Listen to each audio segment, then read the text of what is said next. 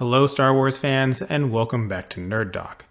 The new Star Wars Andor series has just released on Disney+, with episodes 1, 2, and 3 currently available on the streaming platform. This video explains Andor episodes 1 through 3, which means there will be Andor spoilers in this video. If you do not wish to be spoiled, you can check out our spoiler-free mini review that was posted on our Instagram. We also post daily news and rumors for Star Wars, Marvel, and other nerdy franchises on our Instagram, so be sure to give us a follow there. If you have any questions about the first 3 episodes of Andor, or would like to give us your thoughts on the show so far, leave a comment below. There are also chapter timestamps in the video, so you can jump around as you like. The first 3 episodes of Andor provide an origin story of sorts for Cassian Andor.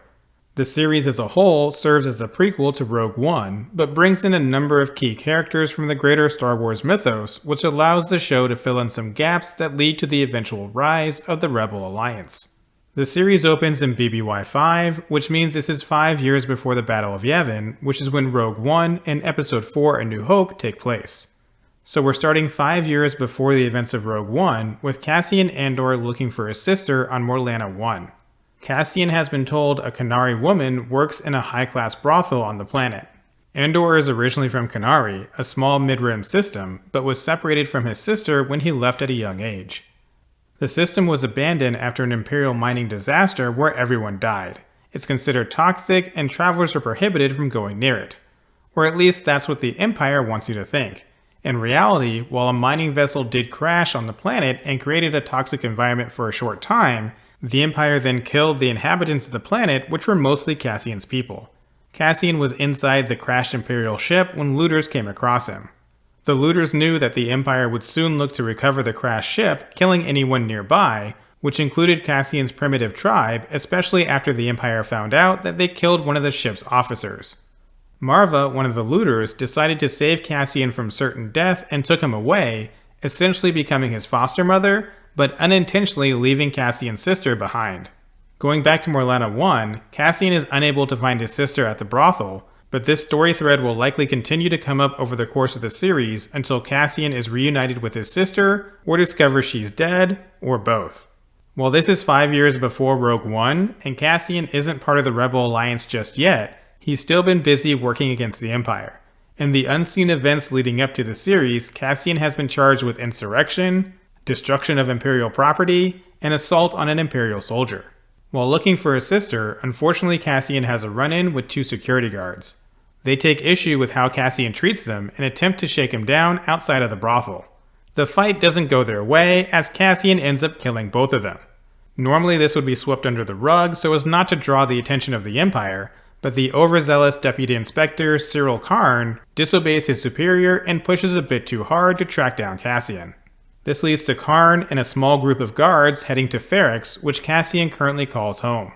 There's no Imperial presence on Ferrix, which means the guards are outnumbered and eventually take on some casualties while failing at their mission. It's here on Ferrix that we meet Cassian's foster mother in present day, who somewhat forcibly helped him to escape Kenari, as well as the droid B2 Emo. Did you know that wasn't me? It's been stated that K2SO will not appear in the first season of Andor, but we'd like to think there's a chance he may show up in a post-credit scene at the very end of the series, or at least be teased in some way. Are you talking about me? He's expected to be a big part of Season 2, which is already filming for an assumed 2023 release date. On Ferrix, Cassian works with his friend and possibly former lover, Bix. Bix has moved on a bit more than Cassian has, but the two continue to steal things and sell them on the black market. Bix has a high-profile contact she calls in when she has Imperial items to sell. This person is Luthen Rael, who lives on Coruscant and has contacts within the Galactic Senate. Luthen is a big player in the early beginnings of the Rebel Alliance, and is the person responsible for bringing Cassian into the fight. Luthen is directly connected to Mon Mothma and works closely with her in their attempts to bring down the Empire. This isn't the beginning of the rebellion, but it hasn't been active for very long. Luthen has a rare artifact shop on Coruscant, which is where he meets with Mon Mothma to discuss rebel activities.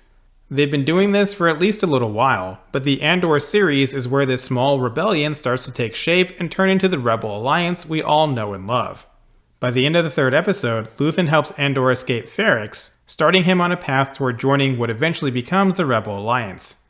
They left the untraceable NS-9 Starpath unit behind, While it had vector crystals and the Imperial seal still intact, Luthen valued Cassian even more than this unit. With the Starpath unit, Luthen would have been able to steal and smuggle much easier, knowing the exact location of Imperial ships and evading them with relative ease.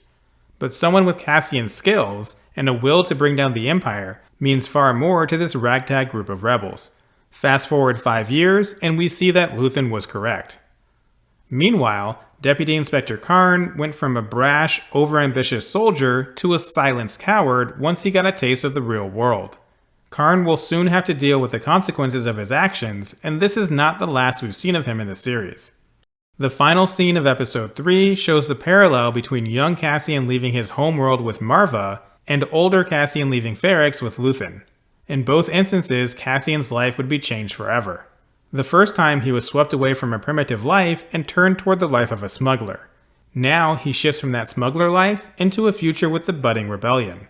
A future that will inevitably see him exchange his own life for a chance at peace in a galaxy far, far away. So what did you think of the first 3 episodes of Andor? Was it too slow-paced? Did the end of Episode 3 make you want to stick around and watch more? And when do you think we'll finally see K2SO?